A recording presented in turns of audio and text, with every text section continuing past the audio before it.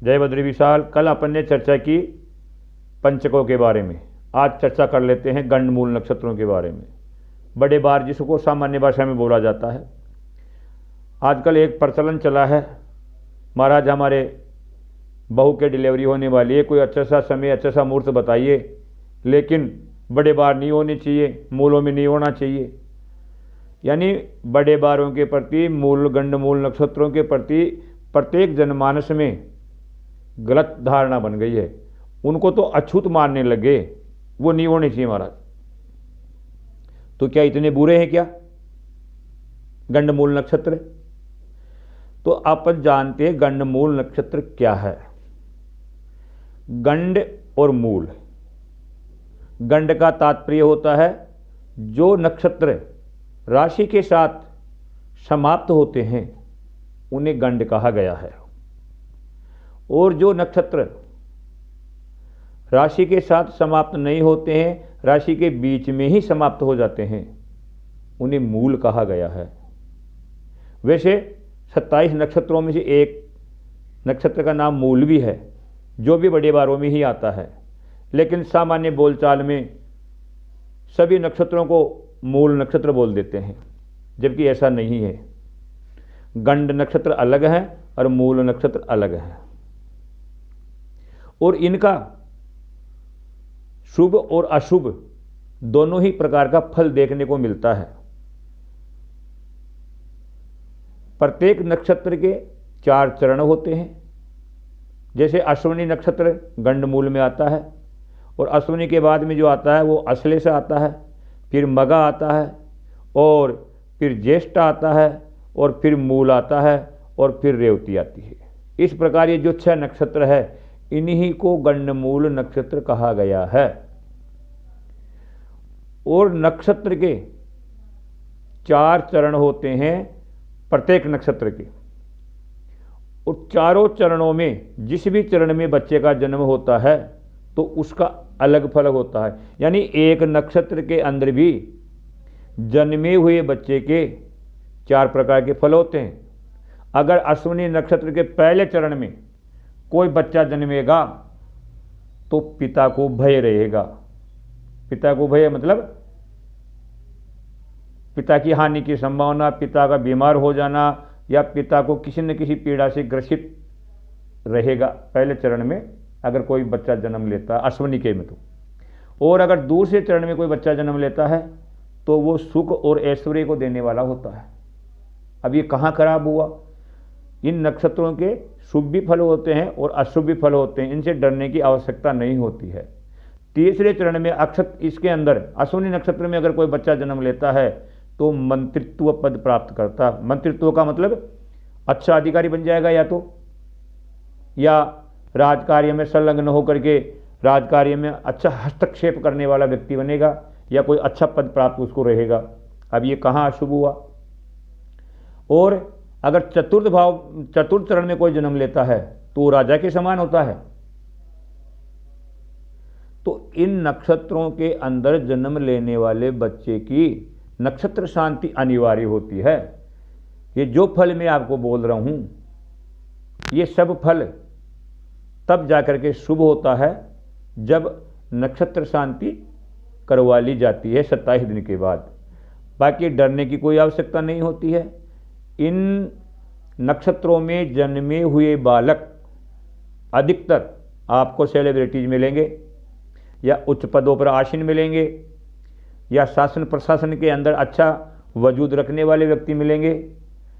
इन 6 नक्षत्रों में जन्म लेने वाले व्यक्ति प्रतिभा के धनी होते हैं, लेकिन इनके 27 नक्षत्रों दिन के बाद शांति करवाना परम आवश्यक होता है। तभी ही जाकर के वो बालक अच्छी प्रोग्रेस और अच्छा कार्य कर पाता है, या परिवार में सुख शांति रख पाता है। अब इसके बाद अपने अश्विनी का फल जाना। अब इसके बाद जो आ रहा है अश्विनी के बाद में वो है अश्लेषा। अश्लेषा नक्षत्र जो है वो कर्क राशि में पड़ता है, और कर्क राशि के साथ ही समाप्ति भी होता है। तो इसका क्या फल है? अगर अश्लेषा के पहले चरण में कोई बालक जन्म लेता है तो वो शांति और सुख दोनों देने वाला होता है। और अगर दूसरे चरण में कोई जन्मेगा तो वो धन का नाश करने वाला होता है। ऐसे बालक के द्वारा धन का विनाश होता है। और तीसरे चरण में अगर अश्लीलता में कोई बालक जन्म लेता है तो माता का नाश करने वाला होता है, माँ के लिए अशुभ माना गया है वो। और चौथे चरण में पिता के लिए अशुभ माना गया है, पिता का नाश करने वाला होता है। अब नाश का मतलब मृत्यु ही नहीं है। ऐसा बालक माता पिता को कलंकित भी कर सकता है, या ऐसा कोई काम कर देगा जिसे माता पिताओं को नीचा देखना पड़ेगा, क्योंकि कष्ट भी तो मृत्यु के समान ही बताए गए हैं। तो ऐसे नक्षत्र, इस नक्षत्र में जन्मे हुए बालक और इन चरणों में जन्मे हुए बालक की नक्षत्र शांति तो अवश्य ही करा लेनी चाहिए। इसमें तो किंचित मात्र भी विचार नहीं करना चाहिए। इसके बाद अपने जो मघा नक्षत्र आता है तीसरे नंबर पे, मघा नक्षत्र में जन्मे जो पहले चरण में बच्चा जन्मेगा, पहले चरण में उसका फल होगा माता को हानि। किसी न किसी प्रकार की माता को कोई न कोई हानि देखने को मिलेगी। और दूसरे चरण के अंदर पिता को भय, पिता के लिए अशुभ रहेगा, पिता के लिए कुछ न कुछ पीड़ा या कोई राजकार्य की विपत्ति आ गई या कोई अनायास लांछन लग गया, किसी न किसी प्रकार का भय बना रहेगा पिता के यहाँ पे।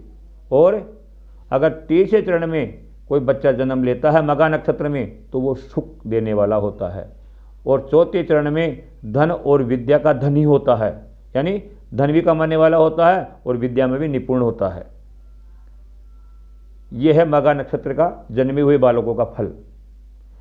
अब इसके बाद आता है अपना ज्येष्ठा नक्षत्र। ज्येष्ठा नक्षत्र जो है ये वृश्चिक राशि से संबंधित है, और ये भी ज्येष्ठा नक्षत्र और वृश्चिक राशि दोनों साथ साथ ही समाप्त होते हैं। तो इनके बारे में क्या बताया गया है, इनका क्या फल है। ज्येष्ठा नक्षत्र का जो पहले चरण में ज्येष्ठा के जन्म लेता है ये बड़े भाई को हानि करने वाला होता है, उसके लिए नेष्ट माना गया है। और अगर दूसरे चरण में कोई जन्म लेता है तो छोटे भाई के लिए हानिकारक होता है। तीसरे चरण में अगर ज्येष्ठा में कोई जन्म लेता है तो माता के लिए हानिकारक होता है, नेष्ट होता है।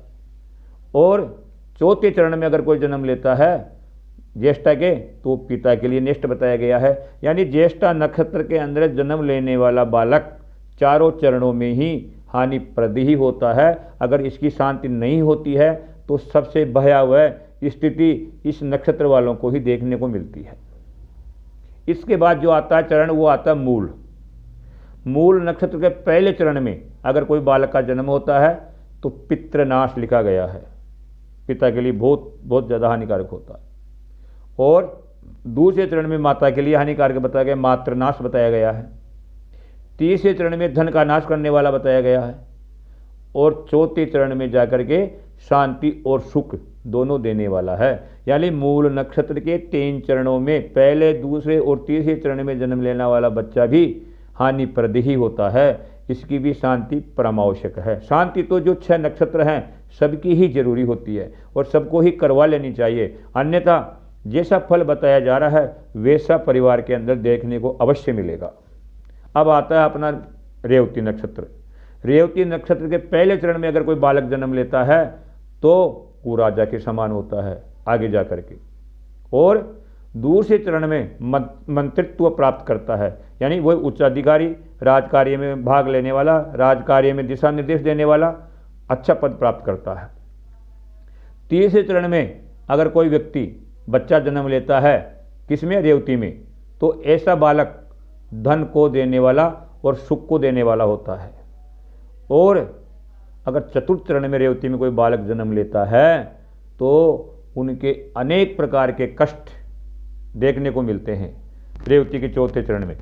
तो ये जो 6 नक्षत्र हैं इन्हीं को बड़े बार बोलते हैं, इन्हीं को मूल बोलते हैं। और इनमें जन्मे हुए बच्चे बड़े बड़े उच्च पदों पर, सेलिब्रिटीज और अच्छे अच्छे अधिकारी देखने को मिलते हैं। लेकिन वो उनका प्रभाव जब मान्य होता है, जब वो प्रभावी होते हैं, जब इनकी शांति करवा ली जाती है ब्राह्मणों के द्वारा, तब जाकर के ये बच्चे फलदायी होते हैं।